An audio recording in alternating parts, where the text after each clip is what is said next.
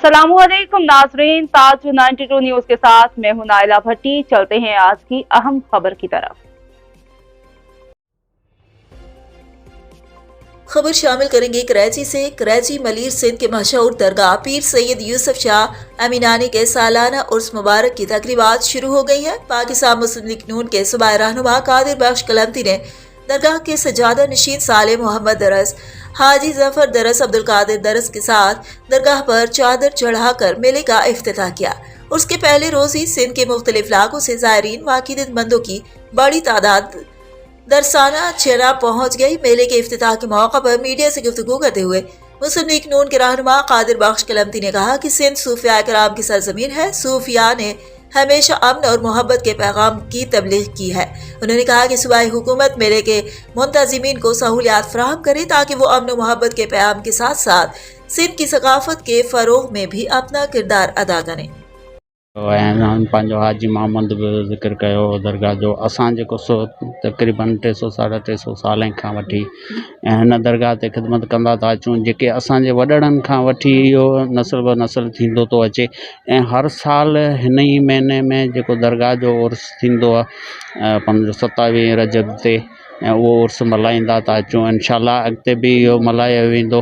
ऐं हिते असांजे मलाखड़े में जंहिंमें स्टार बि लॻाया वेंदा आहिनि ऐं मलाखड़ो बि थियो वेंदो ऐं असांजी सकाफ़त खे उजागर बि कयो वेंदो मलाखड़ो, ऐं जंहिंमें असांजे इलाइक़े जे मोज़ज़िन ऐं ऑफिसरनि ऐं इलाइक़े जे तमामु मोज़ज़िन माण्हुनि सभिनीनि जे सहकार सां मल्हायो पियो वेंदो आहे, ऐं जंहिंमें तमामु सुठे नमूने सां इज़त ऐं एतिराम अक़ीदत सां मल्हायो वेंदो आहे।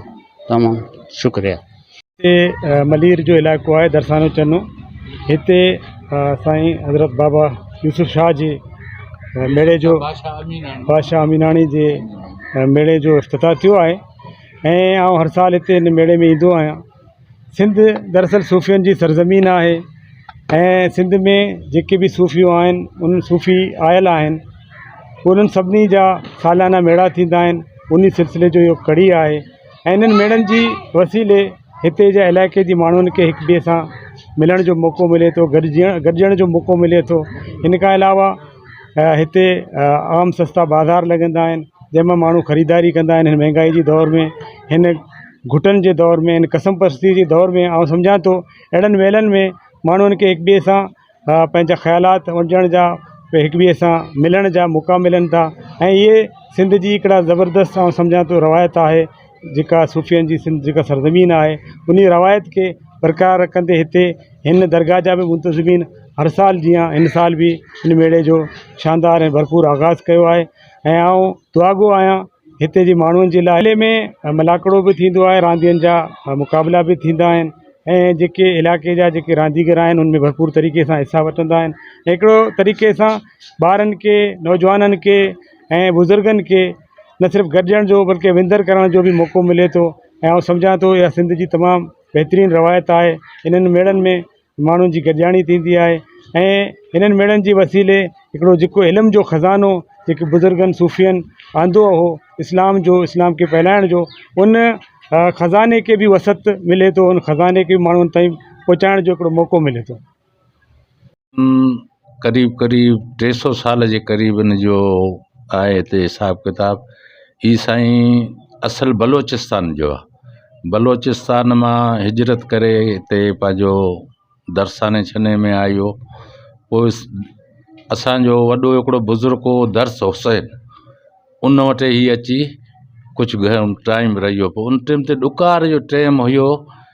इन दरवेश खे हवाले कयूं त बाबा हे ॿकरियूं ऐं गयूं तव्हांखे चारणियूं आहिनि। पोइ उन में अलहमदुल्ला इहे गयूं ॿकरियूं सुर्ख थियण लॻियूं, माना खाइण पीअण में टाइट।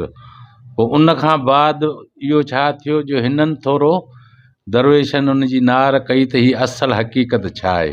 पोइ हिन मौलाईअ वटि साईं यूसुफ शाह वटि हिकिड़ी चादर हूंदी, उहा चादर गिरींदो हो त उन मां पोइ साओ गाह निकिरंदो हो। उहो गाह साईं उहो ॿकरियूं माल खाईंदो हो। पोइ उन खां बाद हिन जी असल हक़ीक़त ख़बर पई त हीअ को वॾो हिकिड़ो नेक शख़्स आहे।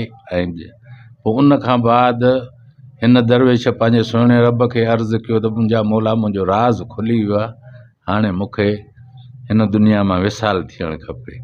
पोइ विसाल थियो, पोइ हिते रखियो हिन जो असुलु ख़लीफ़ो बुनियादी दर्स हुसैन।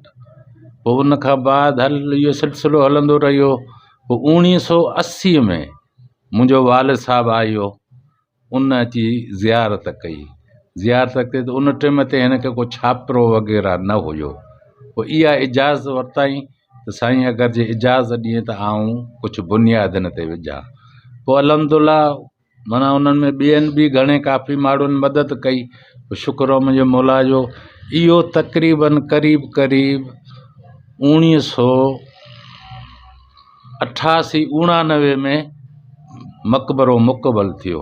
पोइ उन खां बाद 1993 27 जनवरी मुंहिंजे वालिद साहब विसाल कयो। पोइ उन सां गॾु बाबा अली दोस्त हूंदो हो, जेको अला अदा हाजी सालिमा, हाजी बि त लाकिनस हाजी सालिमावन जो वालिद साहबु हूंदो। पोइ उन सां गॾु असां गॾु ख़िदमत कंदा हुआसीं। शुक्र अल्हम्दुलिल्लाह मुंहिंजे वालिद साहब खे अंग्रेज़ी मुताबिक़ 30 साल थिया आहिनि, इस्लामी मुताबिक़ 31 साल थिया आहिनि। ऐं अॼु ॾींहं ताईं शुक्र अल्हम्दुलिल्लाह असीं इहा ख़िदमत कंदा रहंदा आहियूं। बसि अञा बि मज़ीद जे ज़िंदगीअ साथ ॾिनो त असां ख़िदमत कंदासीं। ॿियो हुकुम।